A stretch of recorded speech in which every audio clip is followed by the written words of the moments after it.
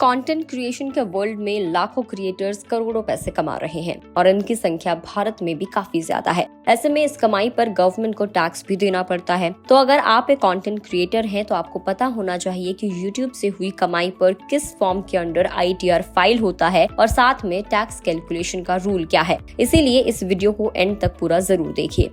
तो सबसे पहले जानेंगे टैक्स कैलकुलेशन का रूल क्या है। तो टैक्स कैलकुलेशन के रूल की बात करें तो ये पूरे इंडिया में एक जैसा ही है। आप चाहे किसी भी तरीके से कमाई करते हैं, किसान को छोड़कर टैक्स का रूल सभी पर अप्लाई होता है। इंडिया में 3 लाख रुपए तक की इनकम को टैक्स फ्री रखा गया है और साथ में अगर आप ITR फाइल करते वक्त ओल्ड टैक्स रिजीम चुनते हैं तो 5 लाख की इनकम को टैक्स फ्री की कैटेगरी में रखा जाता है, जबकि न्यू टैक्स रिजीम में 7 लाख तक की इनकम टैक्स फ्री के दायरे में आती है। बस इनकम टैक्स फाइल करते वक्त आपको एक बात का ध्यान रखना होता है कि सैलरीड क्लास की तरह यूट्यूब से होने वाली इनकम को ITR 1 या ITR 2 फॉर्म के अंडर फाइल नहीं किया जा सकता। तो यूट्यूबर के लिए ITR किस तरीके से अलग है वो भी समझ लेते हैं। यूट्यूबर के रूप में आपकी इनकम पर फ्रीलांसर या प्रोफेशनल की तरह टैक्स लगाया जाता है, ना कि सैलरीड पर्सन की तरह। इसीलिए आप ITR 1 या ITR 2 फॉर्म का इस्तेमाल नहीं कर सकते हैं। इसके अलावा सैलरी क्लास टैक्स पेयर्स के लिए अवेलेबल 50,000 रुपीज की स्टैंडर्ड डिडक्शन का क्लेम भी आप नहीं कर सकते हैं, क्योंकि आपकी इनकम सैलरी के रूप में एलिजिबल नहीं होती।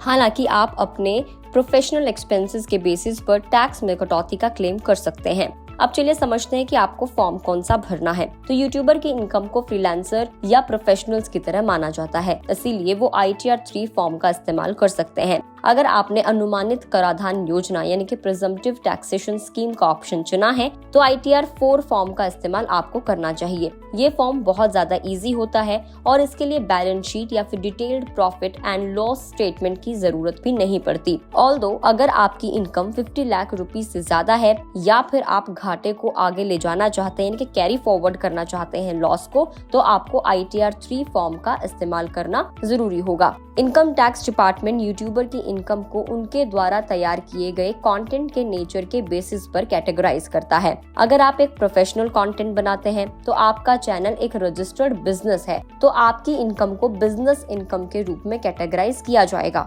और अगर आप सिर्फ एंटरटेनमेंट पर्पस के लिए कंटेंट बना रहे हैं और उससे आपकी कमाई हो रही है तो इसे अदर सोर्सेज ऑफ इनकम के रूप में कैटेगराइज किया जा सकता है। तो अगर आप एक कंटेंट क्रिएटर है, यूट्यूब से आपकी कमाई होती है, तो आपको इन चीजों का ध्यान रखना है। कौन सा फॉर्म आपको फिल करना है ये भी आपको बता दिया गया है। सैलरीड क्लास की तरह आप डिडक्शन का क्लेम नहीं कर सकते हैं। ITR 1 और ITR 2 फॉर्म का आप इस्तेमाल नहीं कर सकते हैं। ऑल्दो हमारे देश में ये रूल है कि किसान को छोड़कर हर किसी को टैक्स पे करना होता है।